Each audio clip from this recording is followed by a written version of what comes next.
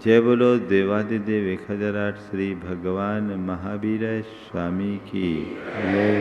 अहिंसा परमो धर्म की। परम पूज आचार्य गुरुवर श्री विद्यासागर जी महाराज की। परम पूज्य गुणायतन प्रणेता भावना योग जनक संता समाधान करता मुनि श्री प्रमाण सागर जी महाराज की। परम पूज्य मुनि श्री निर्वेद सागर जी महाराज की।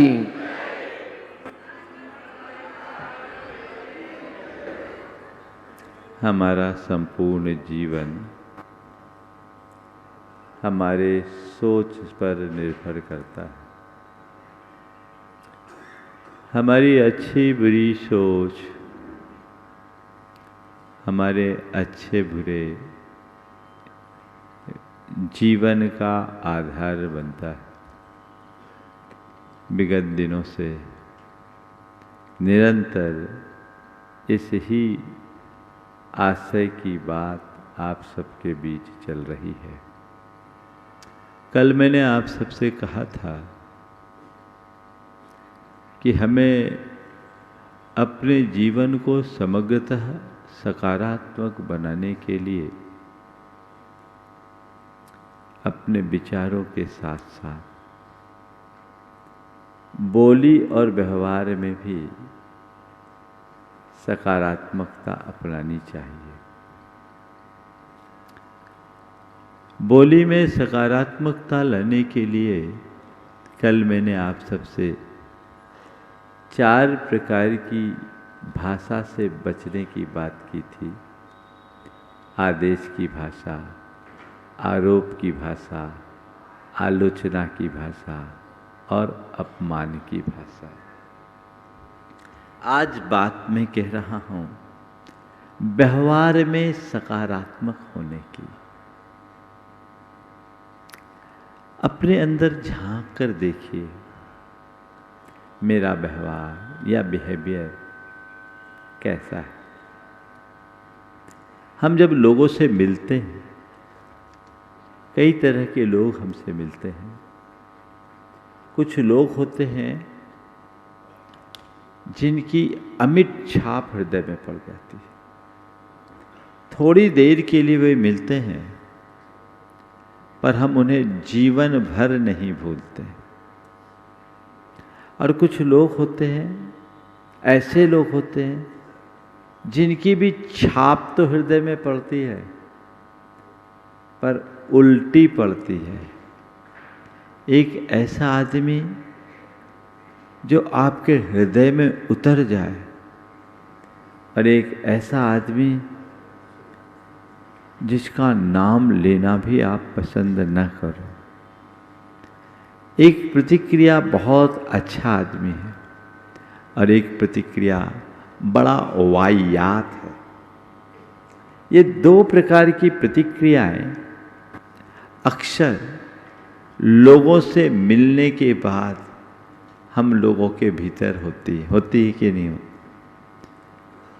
मैं समझता हूं मुझे बताने की जरूरत नहीं है कि कैसे आदमी के लिए हम बहुत अच्छा आदमी कहते हैं और कैसे आदमी के लिए हमारे मुंह से निकलता है बहुत वाहियात है। आप लोग जानते हैं कि नहीं जानते? हाँ, अब मैं आपसे पूछता हूं, आप अपने विषय में क्या चाहते हैं? क्या चाहते हैं जिससे भी हम मिलें लोगों के ऊपर उसकी एक अच्छी छाप पड़े? यही चाहते हैं ना? तो लोगों के ऊपर एक अच्छी छाप पड़े तो उसके लिए मुझे क्या करना होगा? मुझे अपने व्यक्तित्व को पूरी तरह से सकारात्मकता से भरना पड़ेगा। जब मेरी सोच सकारात्मक होगी, मेरी भाषा में सकारात्मकता होगी और मेरे व्यवहार में सकारात्मकता होगी, तब मेरा हर किसी के हृदय में सकारात्मक प्रभाव पड़ेगा। देखना है। सोच और बोली की बात तो मैंने आप सबसे कई दिनों तक की। आज व्यवहार का क्रम है। अपने व्यवहार को परखिए। 4 बातें आज के संदर्भ में। नंबर 1, विनम्रता, पोलाइटनेस। नंबर 2, सुसंस्कारिता। नंबर 3, शालीनता। और नंबर 4, सौहार्द। विनम्रता, सुसंस्कारिता, शालीनता और सौहार्द। हमारा जिस किसी से भी संबंध हो, हमारे प्रत्येक व्यवहार में ये बातें दिखनी चाहिए। अब जब कभी भी हम विनम्रता की बात करते हैं तो प्रायः हमारा ध्यान ऐसे व्यक्ति के प्रति जाता है जो हर किसी का आदर करता हो, हर किसी का सम्मान करता हो, हर किसी की विनय करता हो, हर किसी के आगे नत होता हो। निश्चित ये विनम्रता के लक्षण हैं, पर विनम्रता इतने तक सीमित नहीं है। विनम्रता का मतलब बड़ों का बहुमान करना मात्र नहीं है। विनम्रता का अर्थ छोटों का मान रखना भी है। मेरे भीतर एक विनम्र व्यक्ति है या नहीं, इसकी जांच या परख हम कैसे करें? तो मुझे अपने अंतर में उतर करके देखना होगा कि मेरे सामने आने वाले व्यक्ति के प्रति मैं कैसा व्यवहार करता हूँ। बड़ों के प्रति नत होता हूँ, ये तो अच्छा है ही, पर मेरे पास आने वाला छोटा भी अपने आप को छोटा तो महसूस नहीं करता। मैं उनका मान रखता हूँ कि नहीं, ये हमें परखना है। प्रायः बड़े लोगों में ये देखा जाता है कि उनको अपने बड़प्पन का अभिमान हो जाता है और वे सदैव इस बात की अपेक्षा रखते हैं कि छोटे मेरा मान करे। पर भाई, छोटे बड़ों का मान करे, पर बड़े भी तो छोटों का ध्यान रखे। जब तक आप ऐसा नहीं करेंगे तो सही मान भी नहीं मिलेगा। चाहे घर परिवार की बात हो,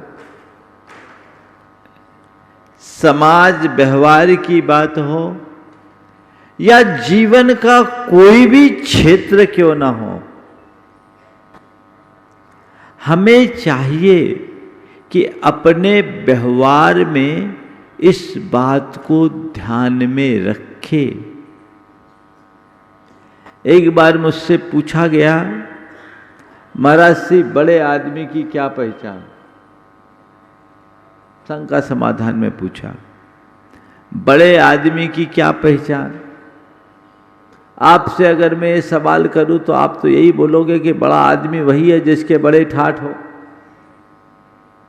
जिसके बड़े ठाठ हो उसको बड़ा आदमी माना जाता है। जब मुझसे पूछा गया कि बड़ा आदमी की क्या पहचान, तो मैंने उससे केवल इतना ही उत्तर दिया, बड़ा आदमी वही है जिसके पास आने वाला कोई आदमी अपने आप को छोटा महसूस न करे।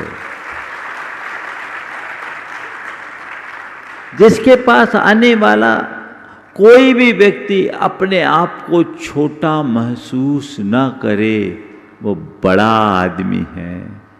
दरअसल बड़े का बड़प्पन इसी में है कि उसके पास आने वाला छोटा भी अपने आप बड़ा बन जाए।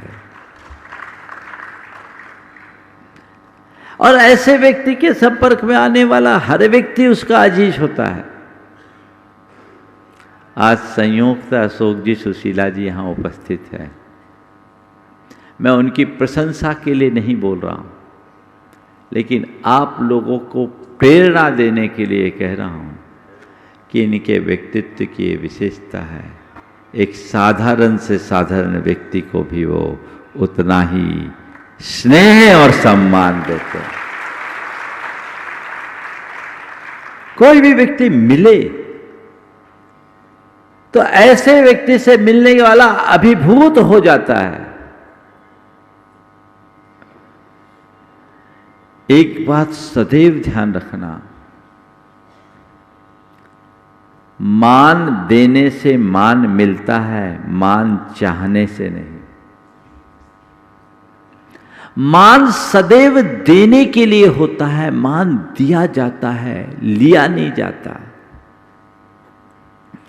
आप लोग इस मामले में बड़ी कृपणता रखते हो, पाना तो चाहते हो, देना नहीं चाहते। अगर आप अपने व्यवहार में सकारात्मकता को बनाए रखना चाहते हो तो विनम्रता को अपने जीवन का आदर्श बनाइए। और विनम्रता को जीवन का आदर्श बनाने का कुल मतलब ही इतना है कि औरों को मान देना सीखिए, चाहे वो बड़ा हो अथवा छोटा, चाहे विशेष हो या सामान्य, उसका मान रखिए। परिस्थिति किसी मनुष्य को छोटा बड़ा भले बना दे, लेकिन अंतरंग से देखा जाए तो तत्वतः सबकी आत्मा समान है। देखिए, व्यवहार में जिसकी सकारात्मकता होती है उसका जीवन कैसा होता है। मैंने एक बार पढ़ा, विश्वनाथ आनंद का नाम तो आपने सुना होगा। कौन है? शतरंज का सितारा। वो ट्रेन में यात्रा कर रहे थे, फर्स्ट क्लास में उनकी सीट थी, अपनी जगह बैठे। एक बुजुर्ग मारवाड़ी दादाजी सामने के सीट पर बैठे थे। ट्रेन चली, बातचीत का क्रम हुआ। दादाजी ने पूछा, छोरा क्या करता है? बोले, शतरंज खेलता। शतरंज खेलता। अब जैसे कि हमारे बुजुर्गों की आदत होती है, उनने उपदेश देना शुरू कर दिया, तेरे जैसा तेजस्वी छोरा शतरंज खेल के पूरा समय खराब कर देगा, तो कोई अच्छा बिजनेस किया कर। और वो जितना उपदेश देना था दे दिए। विश्वनाथ आनंद चुपचाप उनकी बात सुनता रहा, मुस्कुराते हुए, और कहा, ठीक है बाबूजी, आपने जो कहा मैं आपकी बात का ध्यान रखूंगा। पूरी बातचीत हुई। बाबूजी का स्टेशन पहले आ गया। विश्वनाथ खुद उनकी अटैची लेके उन्हें गेट तक छोड़ने आए। वापस जब अपनी सीट पर आए, उनके साथ उनका एक मित्र भी था। उसने कहा, ये क्या हुआ? वो आदमी तुम्हें इतनी बातें बोलते रहे, तुमने उनको अपना परिचय क्यों नहीं दिया? तुमने उनको अपना परिचय क्यों नहीं दिया? विश्वनाथ जी ने जो बात कही, उन्होंने कहा, नहीं, बुजुर्गों की बात काटना उनका अपमान है, ये मेरे संस्कार में नहीं है। बुजुर्गों की बात काटना उनका अपमान है, ये मेरे संस्कार में नहीं है। कहा, ठीक है, तुमने बात नहीं काटी, ये समझ में आ गई। लेकिन जब उन्हें छोड़ने गए तभी अपना परिचय दे देते कि मैं विश्वनाथ से आनंद हूं। तो कहा नहीं, ये मुझे उचित नहीं लगा, क्योंकि अगर मैं ऐसा कहता तो उन्हें ग्लानि होती, और मुझ जैसे युवा के पीछे किसी बुजुर्ग को ग्लानि हो, ये मेरे संस्कार में नहीं है। ये है व्यवहारगत सकारात्मकता, ये है विनम्रता का आदर्श।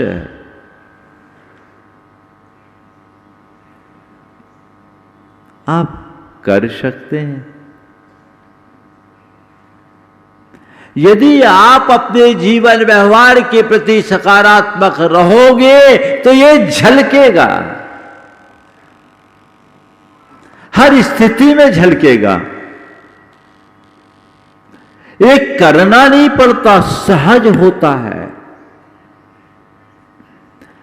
महान व्यक्ति के व्यक्तित्व की कुछ ऐसी विशेषता होती है कि ये सारे सद्गुण स्वाभाविक रूप से प्रकट होने लगते हैं। हमें इसका ख्याल रखना। विनम्र होने का मतलब है सबके सम्मान का ख्याल रखना, और यदि कदाचित हमारे प्रति कोई बुरा व्यवहार भी कर दे, अपमान भी कर दे, तो उस अपमान को भी सहजता से स्वीकार कर लेना। ध्यान रखना, किसी के द्वारा अपमानित किए जाने पर खुद को अपमानित महसूस करना भी एक प्रकार का मान है। कोई अपमानित कर रहा है और मैं अपने आप को अपमानित महसूस कर रहा हूं, तो ये भी मेरा कोई मान है। यदि व्यक्ति के हृदय में विनम्रता का आदर्श हो तो वह उसे भी अत्यंत सहजता से स्वीकार कर लेगा।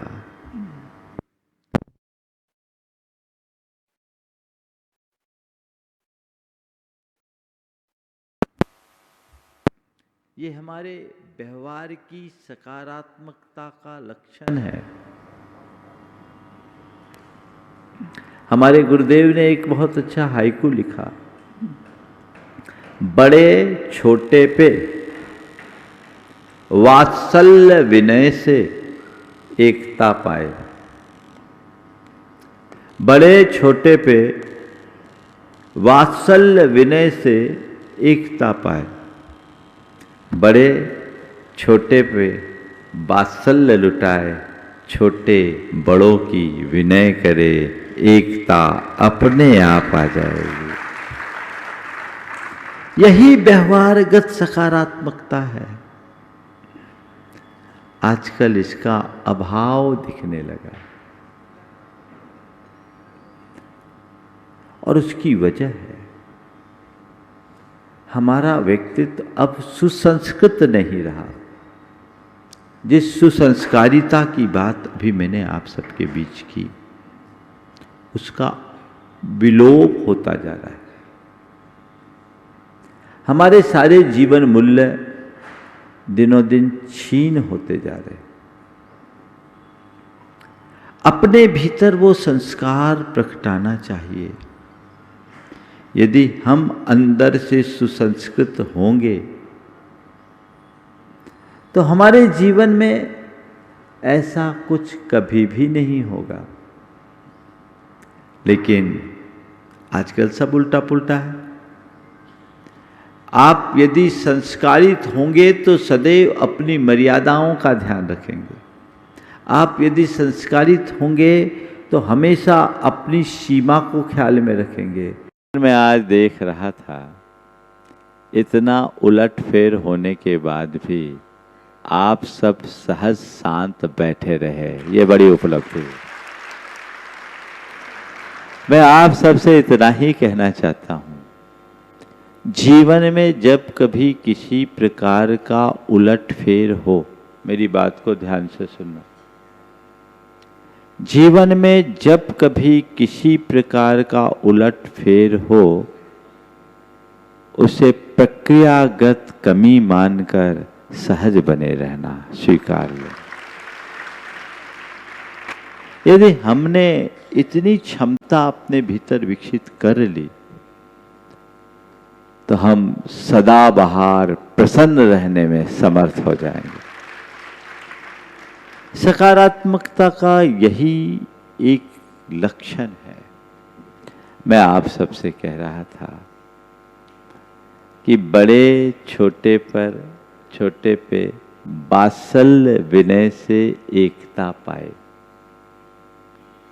बड़े छोटे पर वात्सल्य बरसाए और छोटे बड़े का विनय करे। गुरुदेव ने एक दिन बहुत अच्छी बात की। हम लोग दीक्षा हुई, उसके बाद हमारे साथ के एक दो महाराज थे जो किसी को आशीर्वाद नहीं देना चाहते, उनको थोड़े से संकोच लगता था। तो गुरुदेव ने कहा, देखो जो श्रद्धालु आता है वो भक्ति भाव से तुम्हें नमन करता है, तो उसको आशीर्वाद देना उसकी श्रद्धा का सत्कार है, तुम्हारा कर्तव्य है। आशीर्वाद दे रहे हैं, यदि तुम पर गुरु अपना हाथ उठा रहे हैं, यानी तुम्हें केवल आशीर्वाद नहीं दे रहे हैं, तुम्हारी श्रद्धा का सत्कार और अभिनंदन भी कर रहे हैं। और आप लोगों को भी अच्छा लगता है ना, हाथ उठ जाए तो अच्छा, अरे महाराज ने तो देखा ही नहीं,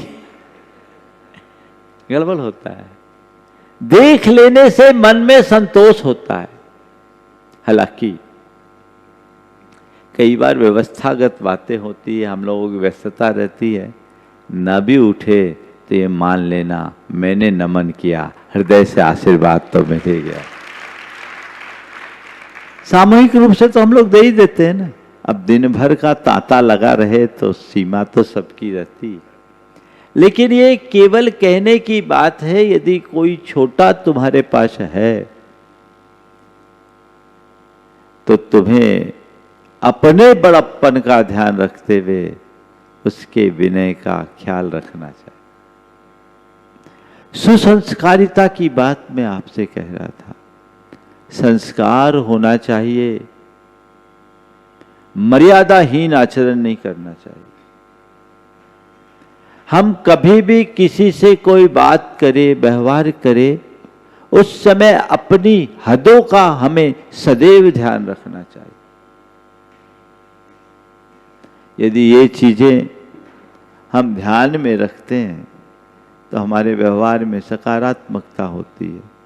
लेकिन आजकल देखने में ऐसा आने लगा कि लोग छोटे बड़े का कोई लिहाज नहीं करते और टका सा जवाब देने लगते, मामला गड़बड़ हो जाता है और कभी कभी तो बड़ी विचित्र स्थिति हो जाती। पोते ने दादी के जन्मदिन पर उसको फुटबॉल गिफ्ट किया।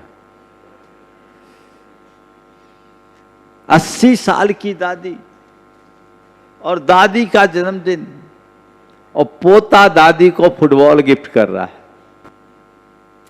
दादी फुटबॉल देखी, बोला बेटा ये क्या मजाक कर रहा है तू? इस उम्र में कोई फुटबॉल खेला जाता है, तो मुझे फुटबॉल गिफ्ट दे रहा है? तो पोते ने कहा, दादी आपने भी तो मेरे बर्थडे में मुझे माला गिफ्ट दी थी।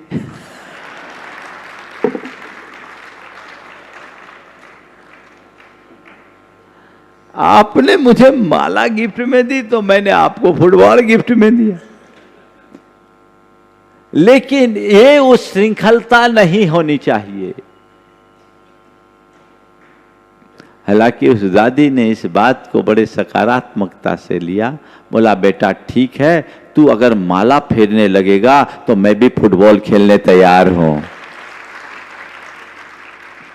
तो यदि माला फेरेगा तो मैं फुटबॉल खेलने को तैयार हूं, तेरे साथ खेलूंगी। दृष्टिकोण ऐसा बनाइए जिससे जीवन में सदैव सकारात्मकता कायम रहे और जीवन को आगे बढ़ाया जा सके। ये सत्प्रयास होना चाहिए। संस्कार हमेशा अपने बना करके चलिए ताकि हमारी मर्यादाएं पल्लवित हो सके और हम अपने जीवन के क्रम को सहज रूप से आगे बढ़ा सके। यह व्यवहारगत सकारात्मकता का दूसरा लक्षण है। तीसरा क्या बोला था मैंने? शालीनता। क्या? शालीनता। उठने बैठने में अदब, झलकनी चाहिए। कोई व्यक्ति आपके पास आता है, मिलता है, अगर आपके सामने शालीनता से पेश होता है, आपको अच्छा लगता है कि नहीं? और उसकी जगह अगर उद्दंडता अपनाता है तो अच्छा लगता है क्या? बस शालीनता और उद्दंडता के इस भेद को पहचानिए।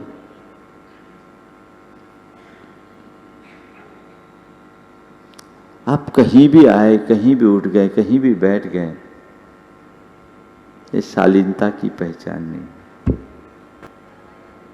जो व्यक्ति शालीन होगा, जिसमें शालीनता होगी, उसमें एक डिसिप्लिन होता है, वो एक अनुशासन से चलता है। वो जहां चाहे नहीं बैठ जाता, जैसे तैसे नहीं बैठेगा, बड़ों की बातचीत में बीच में नहीं बोलेगा। जो जब जैसा करना है वो उचित ही करेगा। कई लोग हैं जो सभा में आते हैं और धम्म से आके बैठ जाते हैं, लेट आएंगे और आगे आने की कोशिश करेंगे। बोलो, ये शालीनता के लक्षण है क्या? और ऐसा व्यक्ति जब कभी भी आता है तो लोगों को खटकता है कि नहीं? हाँ, खटकता है। ये हमारे व्यवहारगत नकारात्मकता का एक लक्षण है। हमने अशोक जी को देखा, लेट आएंगे, पीछे बैठ जाए, लोग उठाकर लाए, बात जुटी। हमें ये चीजें सीखना चाहिए। हमने ये देखा है कि हमारे लोगों में पूजा पाठ, धार्मिक क्रियाओं के प्रति तो रुझान बहुत बड़ा है, लेकिन अपने व्यवहार में जिस तरह की सकारात्मकता लानी चाहिए वो कम दिखता है।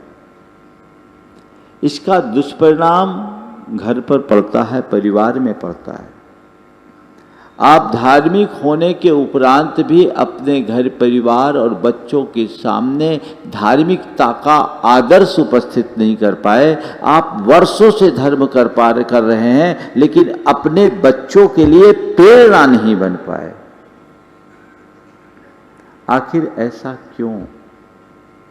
कहीं न कहीं मुझ में डिफॉल्ट है। अगर मैं धर्मी हूं और धर्म कर रहा हूं, धर्म को ठीक तरीके से जी रहा हूं, तो मेरी छाप सब पर पड़नी चाहिए। मेरा व्यक्तित्व निखरना चाहिए, इस कदर निखरना चाहिए कि मुझे देख करके सामने वाला ये मानने के लिए बाध्य उठे,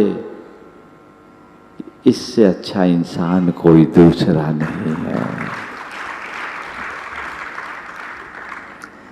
हम चाहते तो हैं कि लोग मुझे अच्छा माने, अच्छी बात है, लेकिन लोग मुझे अच्छा माने ये तो तभी होगा जब हम अच्छा बने। अच्छा माने इस प्रयास में हम नित्य रहते हैं। अच्छा बनने का पुरुषार्थ कितना करते हैं, हमें ये देखने की जरूरत है। हम अच्छा बनने का प्रयास करें, चीजें अपने आप बदलेगी। बस एक ही सूत्र लेकर के चलिए कि मुझे सकारात्मक रहना है। जिस व्यक्ति के हृदय में अध्यात्म निष्ठा जगती है, उनके अंदर ऐसी सकारात्मकता सदैव बनी रहती है। वो शालीनता की मूर्ति रहते हैं और हृदय में सौहार्द बना रहता है। वो किसी से अनावश्यक बहसबाजी नहीं करते, व्यर्थ का बकवाद नहीं करते, अपशब्दों की बौछार नहीं करते, किसी से गाली गलौच नहीं करते, बिना मतलब अपना जी नहीं उलझाते। आप अपने अंदर देखिए, मैं अपने सौहार्द को कितना मेंटेन कर पाता हूं। यदि बात बात में भड़कने या प्रतिक्रिया करने की प्रवृत्ति है तो मान करके चलना मुझ में बहुत उथलापन है और ये मेरे व्यवहारगत नकारात्मकता का लक्षण है। मैं हर स्थिति में अपने आप को सहज, शांत और शालीनता से प्रस्तुत करने में सक्षम हूं तो मानना मेरे हृदय में सौहार्द पल रहा है। उसे मुझे अपने भीतर डेवलप करना है। क्यों कर हम मन में अनावश्यक द्वेष पालते हैं? क्यों कर हम अपने मन में वैमनस्य को बढ़ाते हैं? क्या जरूरत है उसकी? सबसे घुल मिलकर रहे, सबसे प्रेमपूर्ण बर्ताव रखे, और ये सब चीजें हो सकती है यदि हमारे अंतर मन में सकारात्मकता हो। देखिए, सकारात्मकता से सौहार्द कैसे बढ़ता है और उसका सुपरिणाम क्या आता है। साहू अशोक कुमार जी, आप सब परिचित होंगे। जैन संस्कृति के विकास में उनका बहुत बड़ा योगदान है। आज जैसे अशोक जी हमारे बीच हैं, अपने जमाने में साहू अशोक जी भी वैसे ही हमारे संस्कृति के बहुरुए के तरह थे। साहू परिवार का दिगंबर जैन समाज के विकास में बड़ा योगदान रहा। साहू शांति प्रसाद जी के बाद उस विरासत को साहू अशोक जी ने संभाला और जैन समाज को एक लंबे समय तक अपना नेतृत्व दिया। एक बार वो कोलकाता में थे। कोलकाता के बड़े मंदिर में एक बैठक थी समाज की, और कुछ लोगों ने उस बैठक में साहू जी का विरोध किया और उन्हें चूड़ियां दे दी, चूड़ियां पहनाने का प्रयास जैसा किया। आप सोच सकते हैं, साहू अशोक कुमार जी जैसे व्यक्तित्व का, उनकी उपस्थिति में बैठक चल रही है और बैठक में उन्हें चूड़ी पहनाने की कोशिश की जाए, क्या स्थिति बन सकती है? परिस्थितियां विपरीत थी। साहू जी ने कोई प्रतिक्रिया नहीं दी, वो सहज बैठे रहे। मीटिंग खत्म हुई, वो नीचे उतर के आए। भागचंद जी पहाड़िया उस समय उनके साथ थे। उन्होंने ही मुझे ये घटना सुनाई। मैं कई बार अपने प्रवचनों में ये बात उल्लेखित कर चुका हूँ। रास्ते में उनके जितने भी प्रशंसक थे, उनको अच्छा नहीं लगा। बोला, साहू जी आज बहुत बुरा हुआ, अच्छा नहीं लगा, पर आपने कुछ बोला क्यों नहीं? आज अच्छा नहीं लगा, बहुत बुरा लगा, पर आपने कुछ बोला क्यों नहीं? साहू जी ने जो बात कही वो उनके अंदर की सकारात्मकता प्रेरित सौहार्द की अभिव्यक्ति है।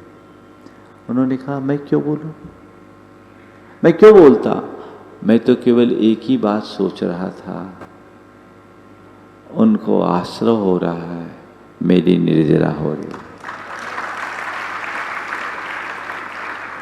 मैंने जब सुना तो मैं दंग रह गया कि साहू जी ये लेवल पे थे, आश्रय हो रहा है यानी उनके कर्म का बंध हो रहा है, वो कर्म बांध रहे हैं और मेरे कर्म कट रहे हैं।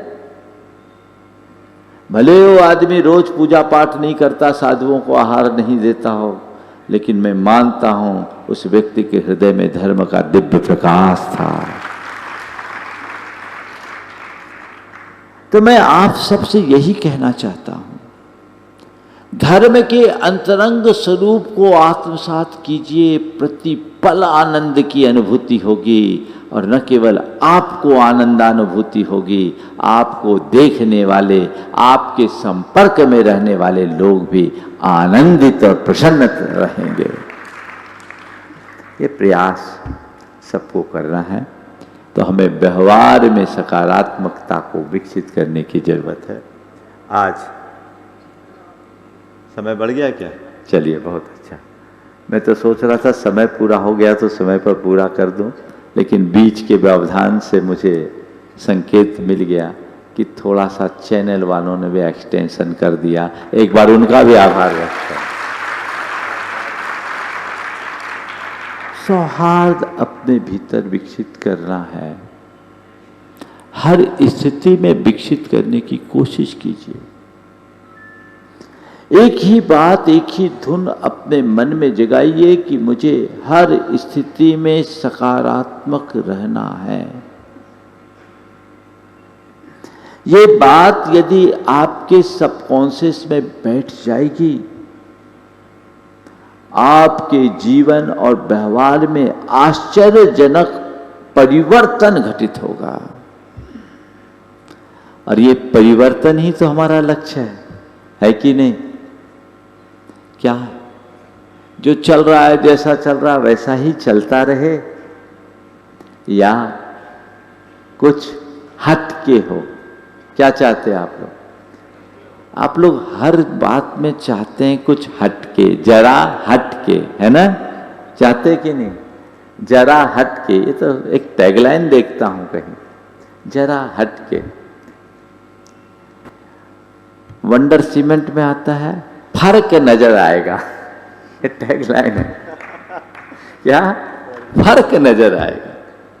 भैया बाकी में फर्क नजर आएगा, मुझे भी लगता है इंदौर में फर्क नजर आएगा।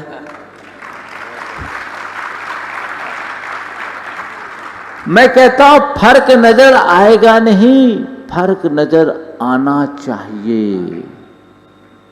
और ये बात तय मान लेना, यदि हमारी बातों को आपने आत्मसात किया तो फर्क नजर आएगा। उसमें सोचने की जरूरत नहीं, उसमें कहने की जरूरत नहीं, पर ये सब तब होगा और केवल तभी होगा जब आप सुनोगे और उसको गुनोगे। एक बार गुरुदेव के मुख से उनके जीवन का एक अनुभव सुना, आज मैं सुना देना चाहता हूं। गुरुदेव ने एक बार कहा कि मैं जब छोटा था तो सदलगा से पास में एक गांव था चिक्कोड़ी, साइकिल से जाते थे। बेर की हाल जो कोई गांव था, साइकिल से पढ़ने जाते थे। एक बार साइकिल में हवा नहीं थी, उनने हवा भरी। हवा भरने के बाद थोड़ी देर में फिर हवा निकल गई। सोचा पंचर हो गई, पंचर चेक कराया, पूरी ट्यूब सही, कोई पंचर नहीं। फिर से हवा भरी, हवा भरी, हवा निकल गई, हवा भरी, हवा निकल गई। बड़े आश्चर्य में पड़ गई, भैया कहीं कोई पंचर नहीं और हवा भर रहे हैं, हवा निकल क्यों रही? देखा तो उसके बॉल पिन में एक बॉल ट्यूब होती है छोटी सी, हमारे जमाने में तो 5 पैसे की मिलती थी, अब कितने की मिलती नहीं मालूम। उतनी ही होगी।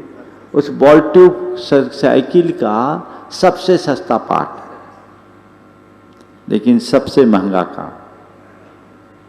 उस बॉल ट्यूब का काम क्या है?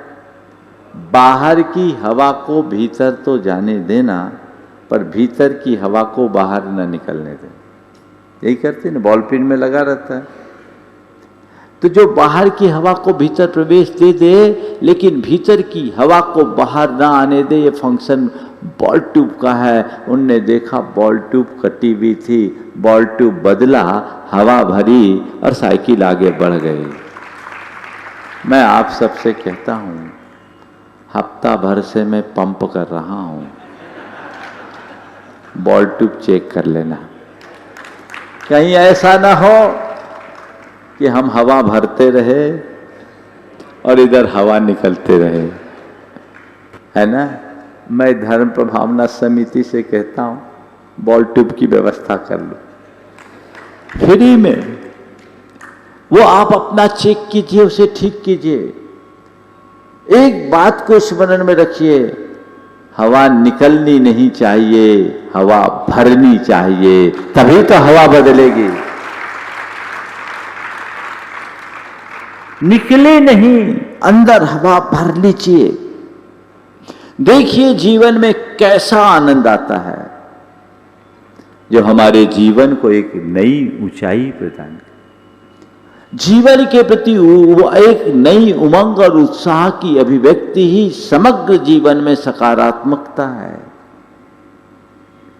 ये उमंग जगाइए, जीवन को आगे बढ़ाने का सत प्रयत्न कीजिए, बहुत बहुत आनंद आएगा।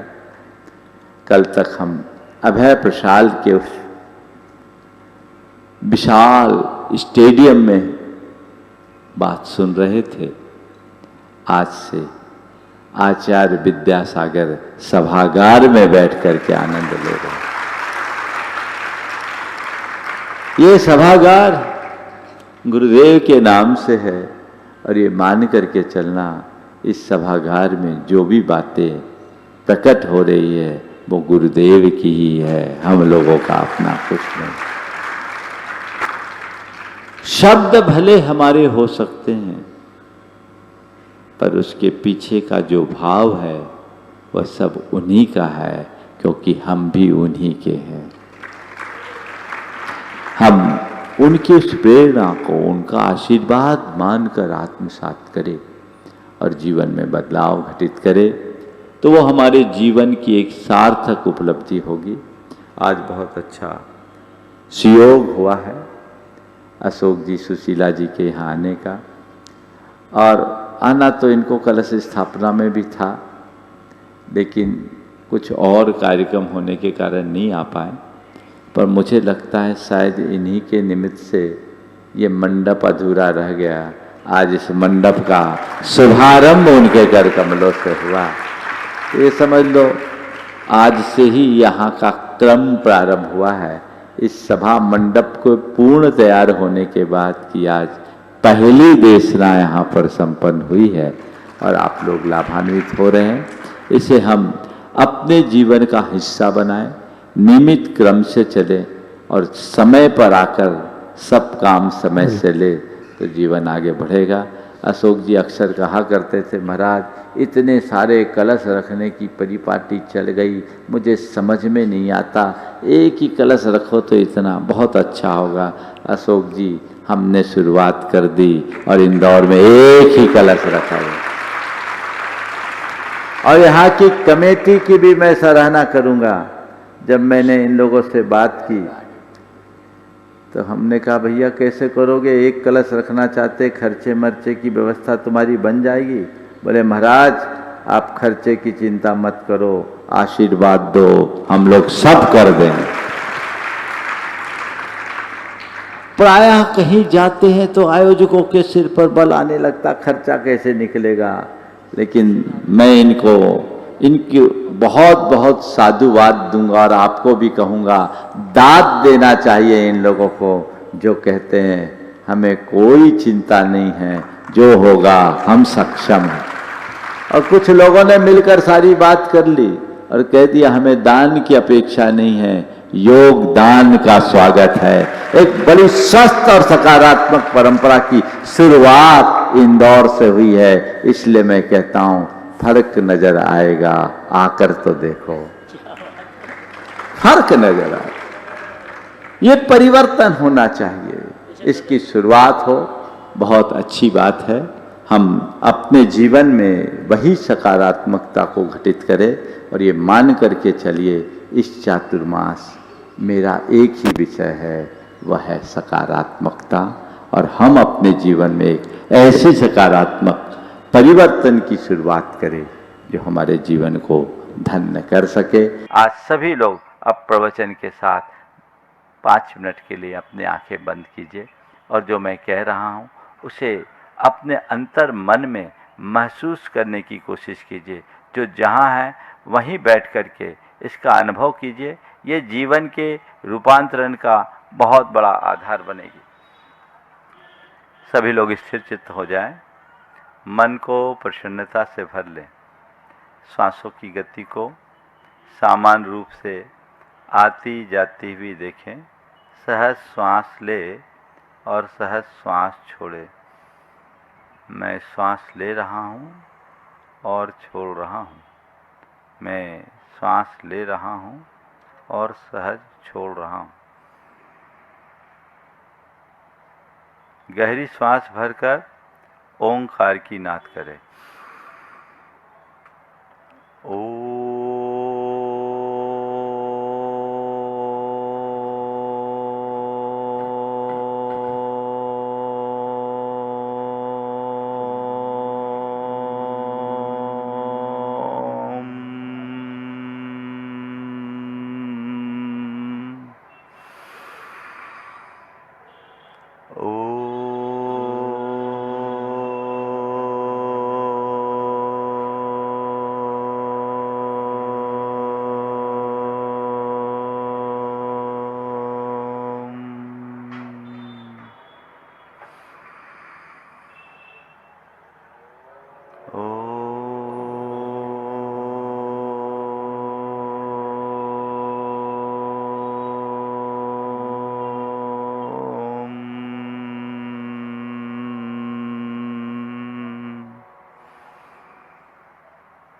मन को प्रसन्नता से भरे और ये अनुभव करे मैं सहजता की ओर बढ़ रहा हूँ, मैं सहजता की ओर बढ़ रहा हूँ, मैं सहज हूँ, शांत हूँ, निर्विकार हूँ। मैं सहज हूँ, शांत हूँ, निर्विकार हूँ। अनुभव करे सहजोहम, शांतोहम, विकार रहितोहम, सोहम सोहम सोहम सोहम। मुझे स्वभाव में रहना है, मुझे स्वभाव में रहना है, मुझे स्वभाव में रहना है, मुझे स्वभाव में रहना है। मुझ में बदलाव आ रहा है, मुझ में बदलाव आ रहा है, मुझ में बदलाव आ रहा है, मुझ में बदलाव आ रहा है। मुझे स्थिरता रखनी है, मुझे स्थिरता रखनी है, मुझे स्थिरता रखनी है, मुझे स्थिरता रखनी है। अब मैं सहज रहूँगा, शांत रहूँगा, संयम रखूँगा, सहज रहूँगा, शांत रहूँगा, संयत रहूँगा, सकारात्मक रहूँगा, सकारात्मक रहूँगा। अपनी सोच में आध्यात्मिकता रखूँगा, आध्यात्मिकता को अपना आदर्श बनाऊँगा। मैं सहज हूँ, मैं सहज हूँ, मैं शांत हूँ, मैं शांत हूँ, मैं शांत हूँ, मैं शांत हूँ। सहजोहम, शांतोहम, शुद्धोहम, सोहम, सोहम, सोहम, सोहम। बस सहज शांत निश्चेष्ट बैठे अपने आप को मैं जिस रूप होना चाहता हूँ उस रूप महसूस करें। सहज, शांत, निश्चल, निर्विकार, आवेग रहित, संवेग रहित, कसाय मुक्त, राग रहित, द्वेष रहित, मोह रहित, सहज, शांत,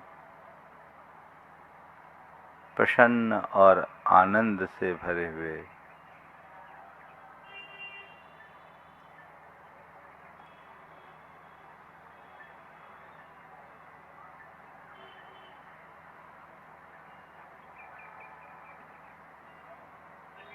आज के इस दिन को मुझे सहजता और प्रसन्नता से जीना है, शांत रहना है, संयम रखना है, सकारात्मक रहना है, सकारात्मक रहना है। ओम शांति।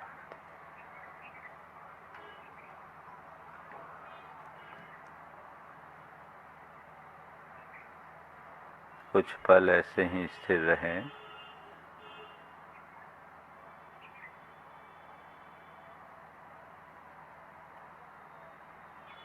और मंगल भावना का पाठ करें। मंगल मंगल होए जगत में सब मंगलमय हो।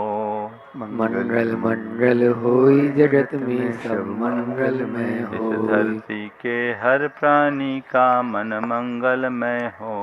इस धरती के हर प्राणी का मन मंगलमय हो। कहीं क्लेश का लेस रहे ना, दुख कहीं भी हो। कहीं क्लेश का लेश रहे ना, दुख कहीं नहीं हो। मन में चिंता भय न सतावे, रोग शोक नहीं हो। मन में चिंता भय न सतावे, रोग शोक नहीं हो। नहीं बैर अभिमान हो मन में, क्षोभ कभी नहीं हो। नहीं बैर अभिमान हो मन में, क्षोभ कभी नहीं हो। मैत्री प्रेम का भाव रहे नित, मन मंगलमय हो। मैत्री प्रेम का भाव रहे नित, मन मंगलमय हो। मंगल मंगल होए जगत में सब मंगलमय हो।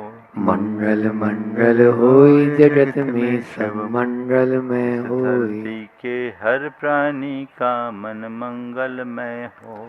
इस धरती के हर प्राणी का मन मंगलमय होई। मन का सब संताप मिटे, अरु अंतर उज्ज्वल हो।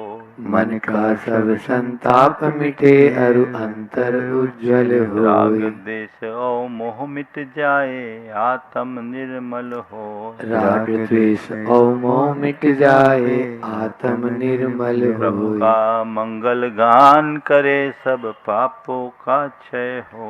प्रभु का मंगल गान करें, सब पापों का क्षय हो। इस जग के हर प्राणी का हर दिन मंगलमय हो। इस जग के हर प्राणी का हर दिन मंगलमय हो। मंगल मंगल होए जगत में सब मंगलमय हो। मंगल मंगल होए जगत में सब मंगलमय होए। धरती के हर प्राणी का मन मंगलमय हो। इस धरती के हर प्राणी का मन मंगलमय गुरु हो। हो मंगल प्रभु हो मंगल धर्म सुमंगल हो। गुरु हो मंगल प्रभु हो मंगल धर्म सुमंगल हो। माता पिता का जीवन मंगल परिजन मंगल हो। माता पिता का जीवन मंगल परिजन मंगल जन हो। का मंगल गण का मंगल मन का मंगल हो। जन का मंगल गण का मंगल मन का मंगल हो। राजा प्रजा सभी का मंगल धरा धर्ममय हो। राजा प्रजा सभी का मंगल धरा धर्ममय हो। मंगलमय हो प्रात हमारा रात सुमंगल हो। मंगलमय हो प्रात हमारा रात सुमंगल हो। जीवन के हर पल हर क्षण की बात सुमंगल हो। जीवन के हर पल हर क्षण की बात सुमंगल हो। घर घर में मंगल छा जावे जन जन मंगल हो। घर घर में मंगल छा जावे जन जन मंगल हो। धरती का कण कण पावन हो मंगलमय हो। इस धरती का कण कण पावन हो मंगलमय हो। मंगल मंगल होए जगत में सब मंगलमय हो। मंगल मंगल हो जगत में सब मंगलमय हो। धरती के हर प्राणी का मन मंगलमय हो। इस धरती के हर प्राणी का मन मंगल। सब जग में मंगल बढ़े। सब जग में मंगल बढ़े। टले अमंगल भाव। टले अमंगल भाव। है प्रमाण की भावना। है प्रमाण की भावना। सब में हो सद्भाव। सब में हो सद्भाव।